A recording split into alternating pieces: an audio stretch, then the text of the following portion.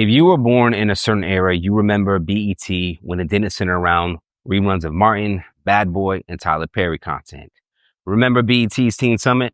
The show was uplifting and catered towards everyday issues faced by teenagers. The goal was to bring sensitive topics to the forefront and inspire the youth to talk about those same topics with their own families.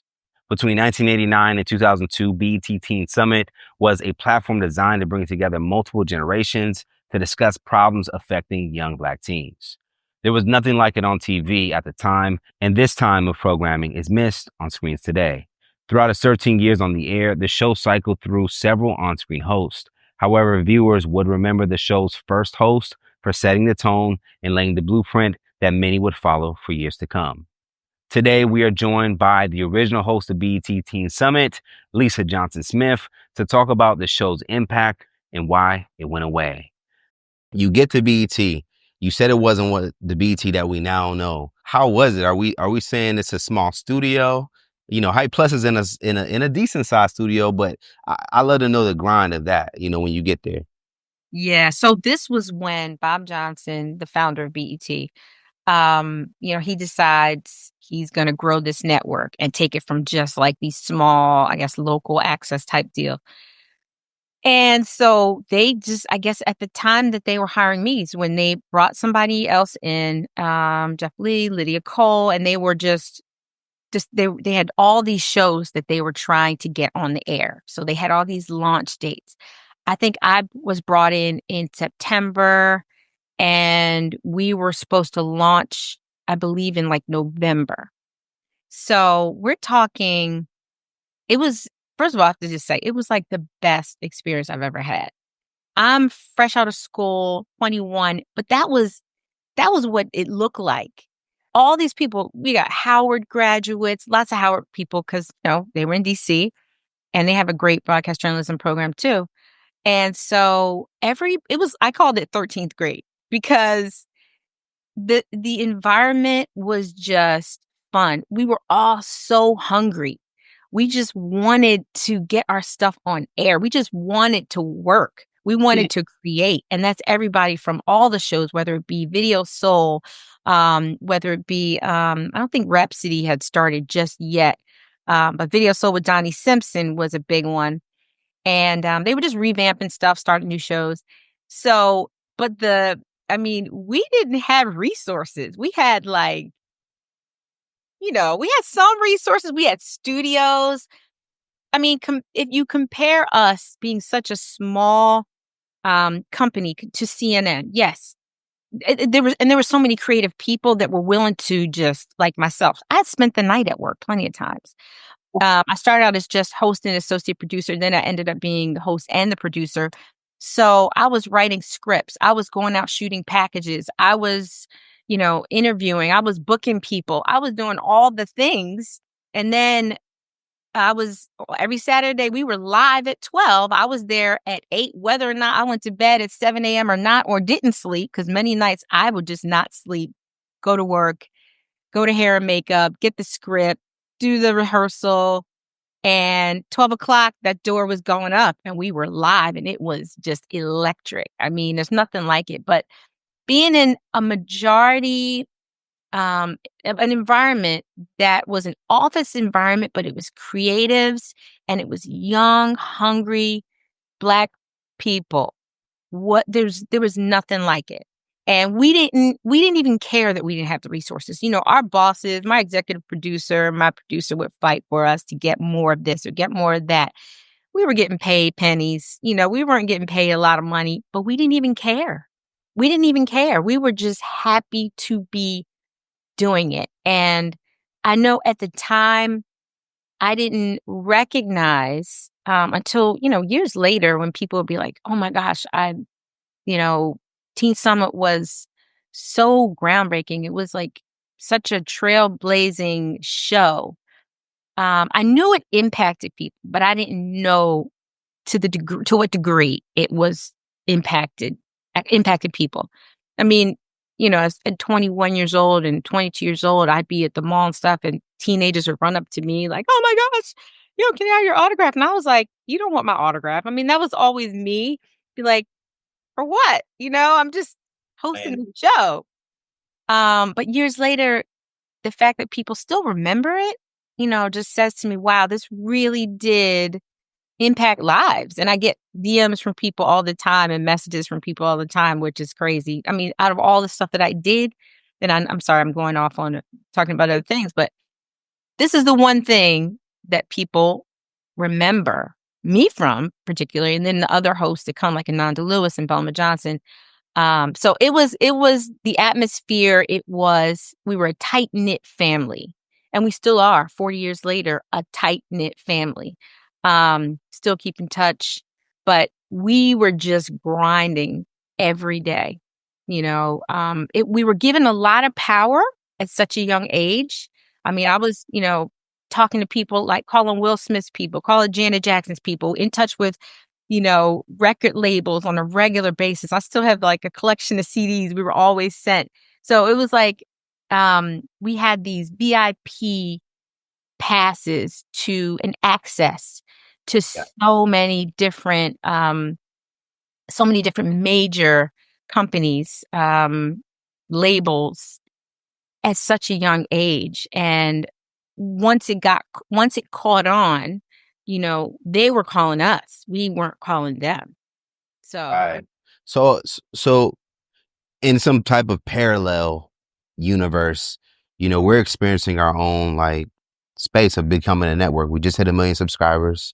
oh, We're congratulations on that. That's amazing.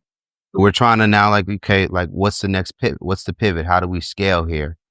And looking at BET as a model of sorts, understanding Bob Johnson, the obstacles that he had to come across when it come to selling against the content. I think he wasn't getting what he was owed, right, for the advertisements. So he would never like raise the quality. That was a conversation about people always criticize BET's quality, but it's like he was explaining like, look, they're not, if I put more value into how it's shot, it doesn't change how much money I make. It's kind of like it puts me in a loss. And so a lot of people didn't understand that.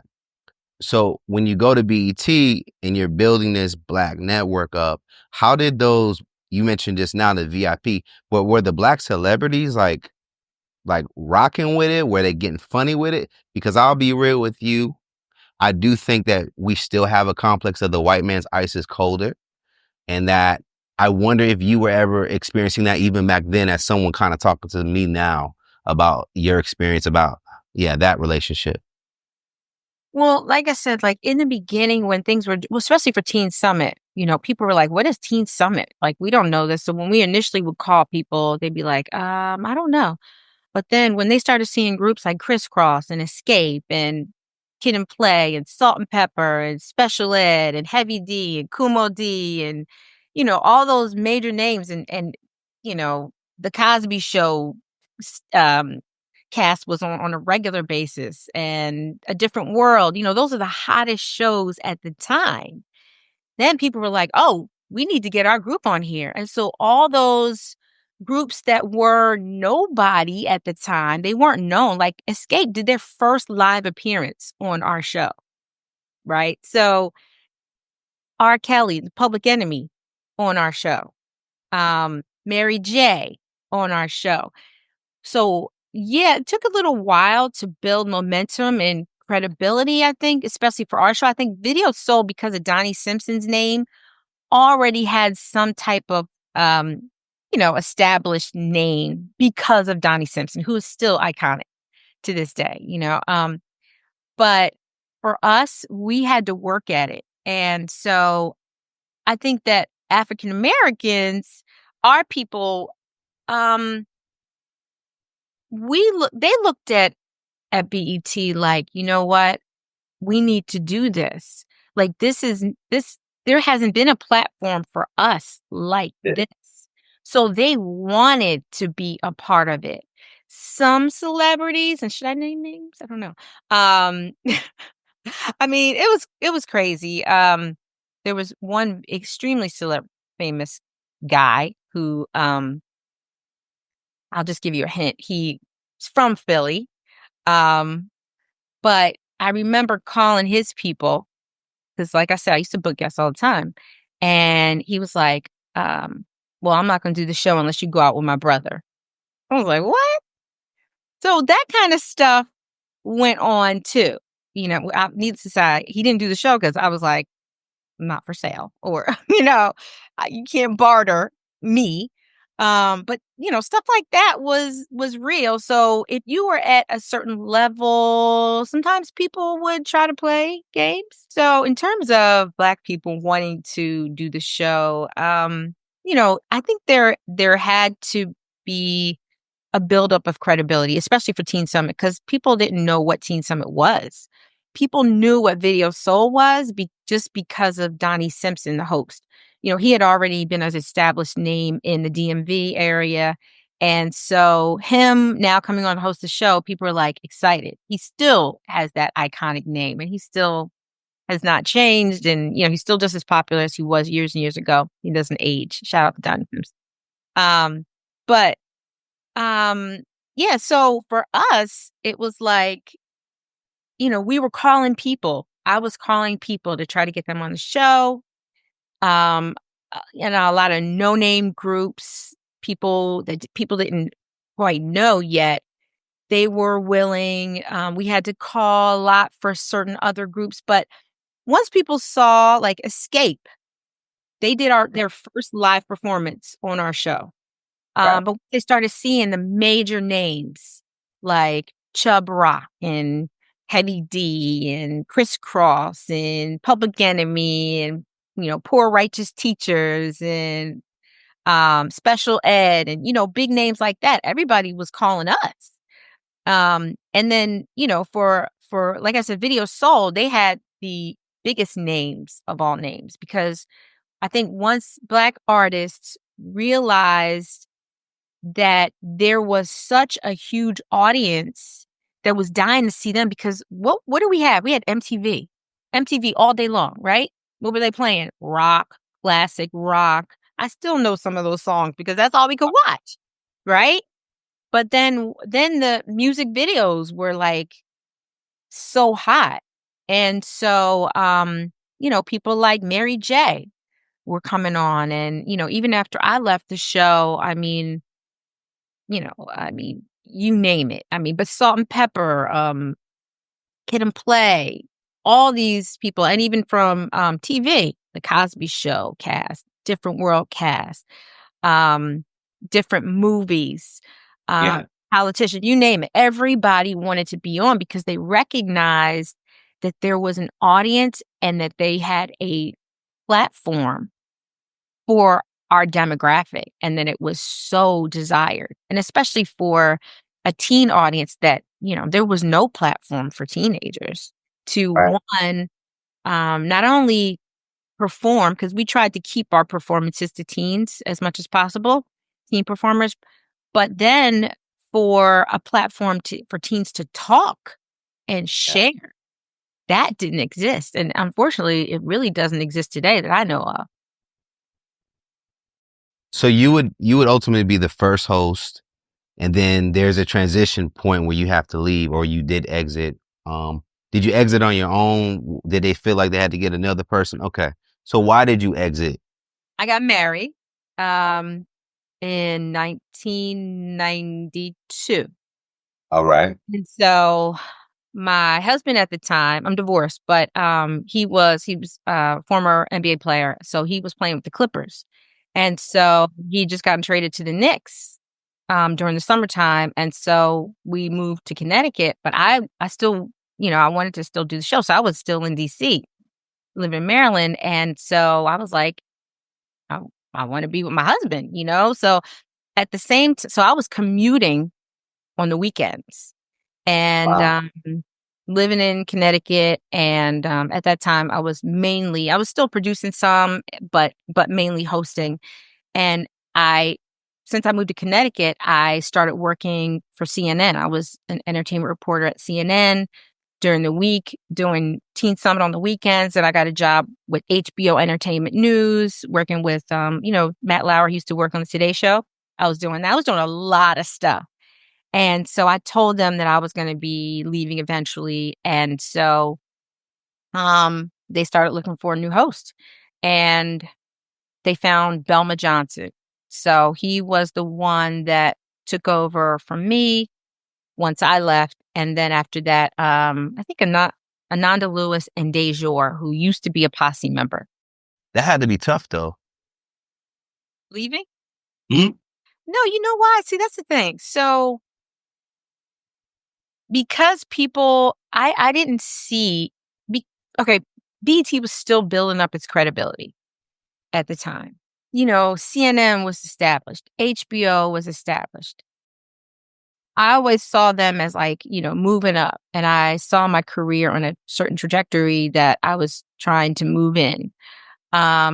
Because some people, believe it or not, some people were still like when I had an agent and representing me, and um, you know, after I started on Teen Summit, somebody called me and said they wanted to represent me, but um, people were still like, "What's BET?" Who were not Black.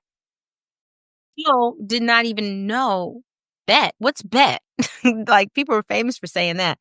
So it wasn't hard for me to leave because I felt like I was one moving up the ladder, and then also, you know, after I got married, a year and a half later, I had a baby.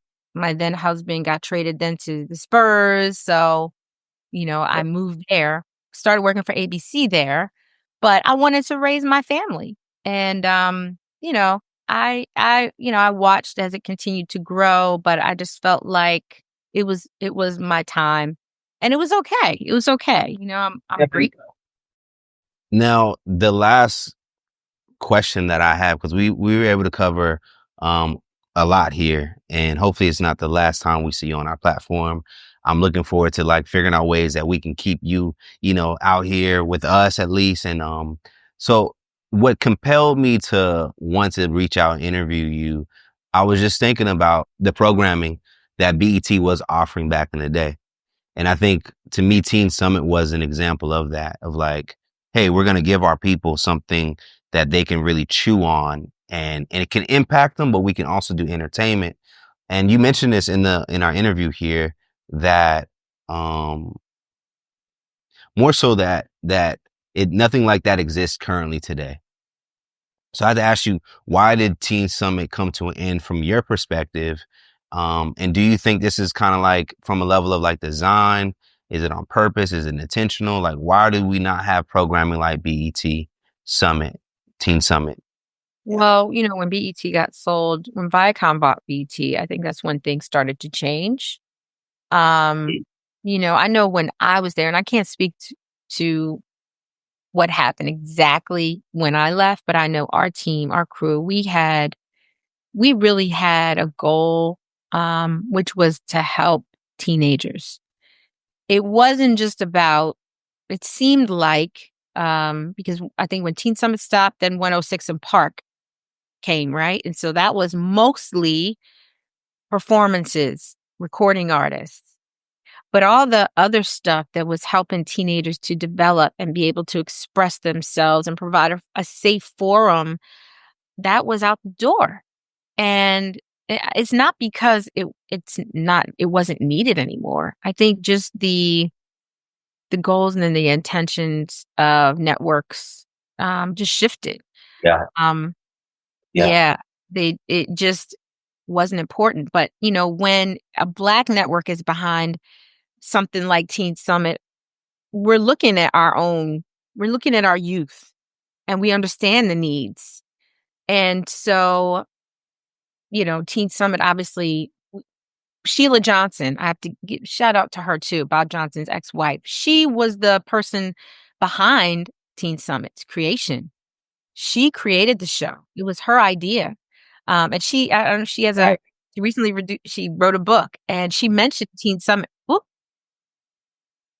she mentioned Teen Summit in the book. Um, and she was nice enough to mention me as well, which I thought was really cool. But she was a teacher, and she knew that there was a need. So, yeah, I think that the just how can I say it?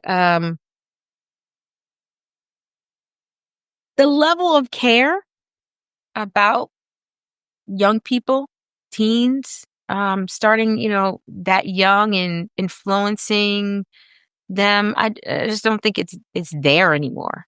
I think it just the networks once, you know, other people bought. Well, the way I look at it, and I'm not, I would imagine there's still respect for, BT, just a relationship that you may have or may want to explore. So I'll speak it as a viewer looking in, and it's not even a knock. But I remember like the time I did stop on BET, and all I see is reruns, just reruns, just reruns. And I understand, I think from my end, the business of it, it's like, okay, they license this piece of work and then, they'll get like some profit if they do it right. And the viewers are watching it. So it's like, why put an effort to, to write something and cast people, and why go through all that headache when I could just buy something and reflip it, reheat it up. So that kind of was disheartening for me, more so from an information standpoint, not even having a news platform on that channel to give us the information. So that's why we're passionate here about information, because if our people don't have information, then sometimes it's hard to navigate. So I've noticed that as a viewer of like a decline in the informing of these people.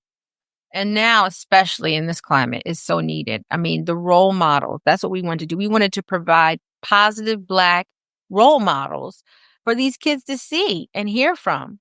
And unfortunately, now it's even worse, just we talk about African American history, and that's illegal in to talk about in the government. Look at all the DEI programs that have been X'd. Look at, it's illegal to talk about Black people in Florida school systems and Texas school systems. I mean, it's really, it's disheartening, and it's sickening.